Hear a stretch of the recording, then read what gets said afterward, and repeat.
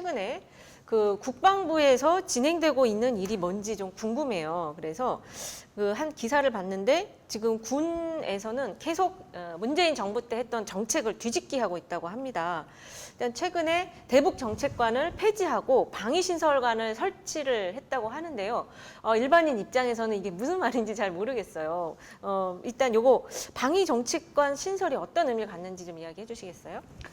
지난 2017년도에 문재인 정부는 대북 정책관실을 설치하고 네. 그 밑에 북한 정책과 군비 통제 정책과 그리고 북핵 대응 정책과 및 미사일 우주 정책과 등 4개의 과를 두었습니다.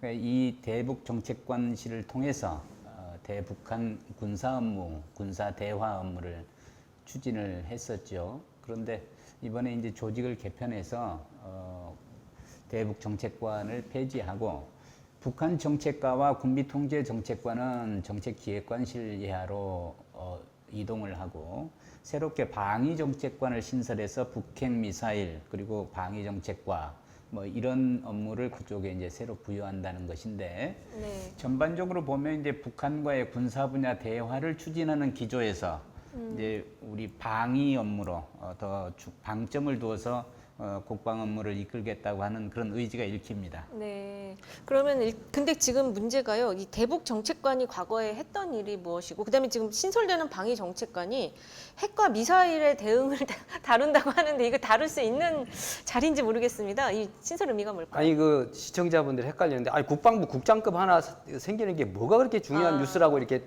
네. 생기냐. 그다음에 여기서 중요한 상징적 의미가 있기 때문에 네. 여기서도 우리가 논의를 하는 건데 네. 앞으로 북한과 대화 필요 없고 강대강 정명승부 좋다 이거야. 계속 밀어붙이고 북핵 미사일에 아주 직접적으로 대응하겠다. 이런 그 논리의 연장선상에서 보면은 이것이 간단한 문제가 아니고 이 정치 환경이라든가 한반도 안보 환경이 바뀌기 때문에 국방부 정책 기조가 어쨌든 밀어붙이기식 대응을 하겠다. 그것이 방위 정책관이 됐던 용어가 어떻게 됐든 간에 그 김도균 그 쉽게 말하는 남북 대화의 주력에서 활동했던 전 대북 정책관 네. 그거를 폐지를 하고 문재인 대통령한테 최초로 그 어떤 일개 과를 방문한 적도 있어요. 대통령이 그랬었군요. 국방부 일개 과를 방문한 적도 있는데 네. 마찬가지로 지금 새로 국장이 생기면은 핵 미사일 대응과도 있고 뭐 우주 사이버 뭐 등등 대응과도 있기 때문에 아마 국방부의 방점이 이쪽으로 계속 그 추진하겠다는 아주 상징적 의미가 크기 때문에 우리가 지금 논란을 벌이고 있는 거거든요. 그래서 네. 이 앞으로의 그 한반도 안보 환경에 여러 가지 봤을 때 과연 이것이 생김으로써 핵 미사일 문제가 근본적으로 해결되느냐 그건 아니란 말입니다. 그렇죠. 그런 측면에서 상징적 의미가 크기 때문에 이것에 대한 그 언론이나 또 오피니언 리더들이 관심을 갖고 있는 게 아닌가 이렇게 생각이 되네요. 근데 지금 이 군 자체 이제 변화를 하는데 이걸 또 저희가 정책을 뒤집고 있다 이렇게 또 헤드라인이 그렇게 달렸는데 이거를 이제 지금 새 정부니까 뭐 양쪽의 면을 다 같이 좀 균형적인 시각으로 본다고 하더라도 북한은 군을 지금 국방부의 주적으로 선정하는 일도 지금 강화하고 있다고 하거든요. 요거는 또 어떻게 봐야 될까요? 국방부가 이제 이 조직을 조금 손본다는 건 상당한 그 국방 정책의 변화를 준다는 메시지를 함유하고 있고 네. 그 메시지는 상당히 강합니다. 예전에 이제 북한과의 대화 또 군사 협력 이런 걸 강조하면서 소위 군비 통제 정책, 아임스 컨트롤을 했을 때 군비 통제관실이라고 하는 조직을 만들었습니다. 네. 그래서 이제 북한과의 창구로 국방 분야 창구로 활용을 했고 그런 결과가 남북 간의 이제 군사 합의서 등을 도출해내는 연원이 되거든요. 그런데 이제 북한을 얼마나 강경하게 대하느냐 하는 그 스탠스가 네. 이 조직들을 폐지도 했다가 또 분산도 시켰다가 다시 부활도 시켰다가 이런 파라미터가 됐던 겁니다. 네. 소위 그 주적 개념, 네. 북한을 주적 한 이 두 글자가 이 국방백서에 들어가냐 안 들어가냐를 놓고 굉장히 논란이 굉장히 많은 맞습니다. 에너지를 우리 국가가 소비를 했지요. 우리 내 안전에 위협을 가하는 불특정 세력이 나의 적인 거는 누구나 이제 공감을 하는데 네. 그 주적을 북한으로 이렇게 명기하냐 안 하냐 하는 문제를 가지고 상당히 논란을 하고 에너지를 쓰고 시간을 보내고 국정이 흔들릴 만큼 그 사회적인 분열을 초래하고 이랬던 가슴 아픈 하여튼 역사가 있습니다. 네. 이런 부분은 그런 수많은 그 논란을 통해서 이제 정리되는가 싶었는데 다시 이제 주적을 좀 명확하게 명기하겠다고 하고 또 북한과의 그 대화, 안보의 위협을 낮추는 데 중점을 두어서 대북 군사 정책을 하겠다고 하는 것을 약간 양보하면서 양보인지 이거 폭인지 이렇게 조정을 해서 삼축 체계를 더 전방에 내세워서 북핵과 미사일 공격 위협에 대응하겠다는 대응 기조 이걸 더 강조하는 방향으로 이제 큰 정책이 바뀌니까 나오는 얘기이겠죠. 뭐 네. 젠틀하게 얘기하시는데 제가 쉽게 막 아니 입만 열면 북적북적 됩니까? 북한 주적이다. 그러니까 과잉 충성이 문제입니다. 네. 과잉 충성 뭐 상황이 바뀌니까 뭐만 쏘면은 방사포도 미상 탄도 미사일이라고 하고 과거의 프레임을 완전히 스스로 자기 부정을 하는 자가당착. 불과 한 날 만에 이렇게 되기 때문에 북한의 주적 개념은 북한 우리 대한민국 안보를 위협하는 모든 세력은 그것이 중국이 됐든 주변국이 됐든 테러 세력이 됐든 뭐든지 우리가 퇴치해야 될 적입니다. 네. 그러니까 주적 논란을 어느 정도 그 장병 교육에 반영하는 것을 뭐 반대하는 건 아닌데 그렇다고 해서 모든 것이 주적이단 말이죠. 과잉 충성하는 분위기 이게 아주 그 국방부를 국민이 신뢰하지 못하는 그 원천적인 문제입니다. 그래서 결론을 먼저 내놓고 거기에 짜맞추려고 하는 이런 북적북적대는 국방부 이거는 좀 뭔가 전략적지 우리 타이틀처럼 스마트한 네. 스마트 국방이 돼야 되지 북적 국방부 대선 되겠습니까? 저는 북적북적 얘기를 들었는데 지금 잘 모르시는 분이 있어요. 설명을 해주세요. 북적북적이 뭔지. 북한 문제를 주적이라는 프레임으로만 보는 거예요. 그냥 그렇죠. 어쨌든 그렇기 때문에 북이적이다, 북이적이다. 그 김여정이 막말 메시지가 과거에만 문제가 많이 됐지 않습니까? 그러니까 북한도 나름대로 잘 걸렸다. 정명승부, 강대강 뭐 이런 식으로 계속 나가기 때문에 안보 위기관리 차원에서 메시지 관리 측면에서 국방부가 좀 진중하게 하고 정치권에 무슨 얘기를 어떻게 떠들진 그게 크게 문제가 되겠습니까? 그러나 국방부 당국자, 특히 합참 이런 데서 북한을 너무 적으로 몰아세서 당장 선제 타격을 가야 될 군사적 행동을 가야 될 대상으로만 인식해서는 상당히 여러 가지 제한이 있을 수 있다. 이런 국지적 도발이 일어날 수도 있죠. 북한의 위협에 대해서 온 국민이 다 우려하고 네. 해결되기를 바라잖아요. 그렇죠. 여기에 무슨 이의가 있습니까? 그러기 위해서는 이제 우리 안보 수준이 확 높아져야 되는데 그 방법이 되게 두 가지예요. 어떤 무력을 거죠? 강화하거나 그렇죠. 안보 위협 수준을 낮추거나 뭐 둘 중에 하나인데 네. 1조 5천억 예산 뚝 자르면서 뭐 무력을 강화한다? 우리 국방력을 높인다? 이것도 좀 문제가 있고. 그러네요. 국방부 그렇잖아요. 예산은 자르면서 또 킬체인 뭐 이런 거. 대화를 통해서 안보 위협을 낮추는 그렇죠. 것이 굉장히 중요한데 위협을 낮추기는 그냥 오히려 텐션을 높여서 높이고 있어요. 이게 안보를 강조하는 전략적 마인드인가 하는데 굉장히 우려가 있습니다. 네, 지금 어쨌든 보수 정부에서 보수 정권이 됐기 때문에 전체적으로 이제 국방부와 관련한 정책들의 변화가 지금 있을 거는 당연하다고 생각이 들고 있는데 그럼에도 불구하고 지금 현 윤석열 정부의 국방 정책, 대북 정책은 너무 지금 공격적이고 굉장히 뭐랄까요? 그 선제 타격, 그야말로 선제 타격적인 그런 정책을 취하고 있습니다. 일단은 킬체인, 한국형 삼축 체계, 한반도의 비핵화 대신에 북한의 비핵화 이런 개념들을 쓰는 게 이전 정부와 좀 달라지는 내용인데요. 근데 저는 지금 윤석열 정부 그 대북 정책이나 이런 거 볼 때 박근혜 정부가 생각이 났어요. 박근혜 정부의 그 대북 정책이 냉탕과 온탕을 왔다 갔다 했다. 그 지적을 받고 결국에는 이도저도 못한 북한과 한 발자국도 전진하지 못한 그런 정책을 폈었는데 윤석열 정부의 이 정책 어떻게 봐야 될까요?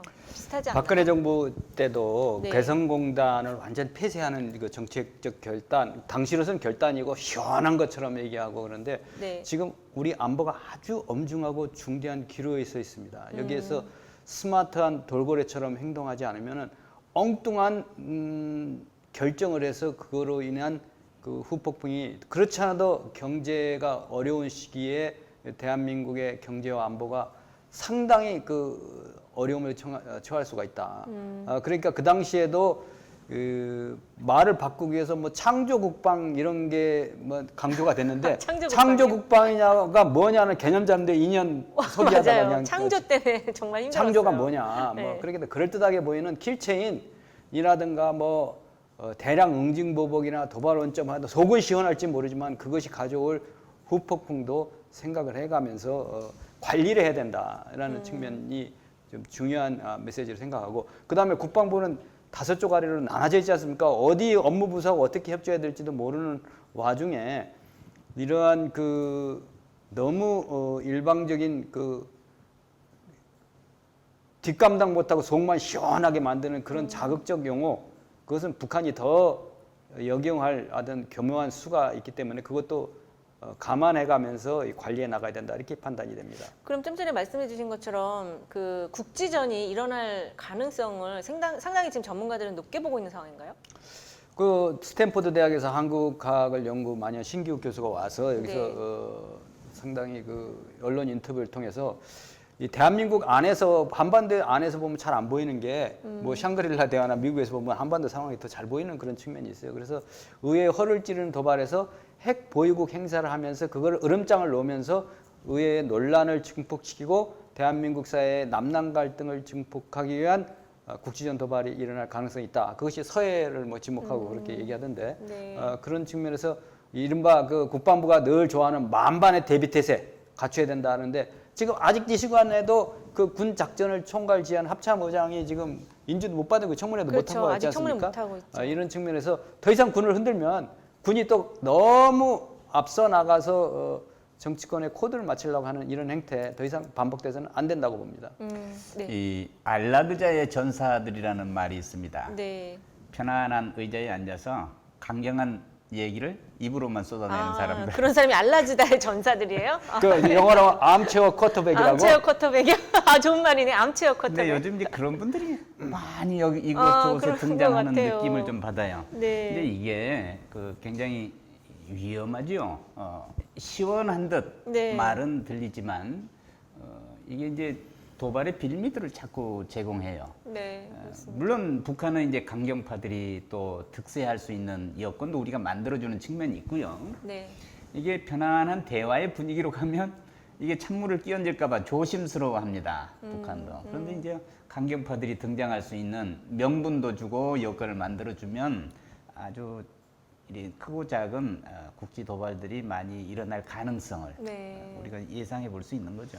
아, 지금 댓글에서는요. 주가 빠지는 소리가 들린다. 지금 내가 외인이라도 전쟁 얘기가 올라가는 한반도에 투자는 안 하겠다. 벌써 바로 경제와 직결이 지금 되고 있습니다.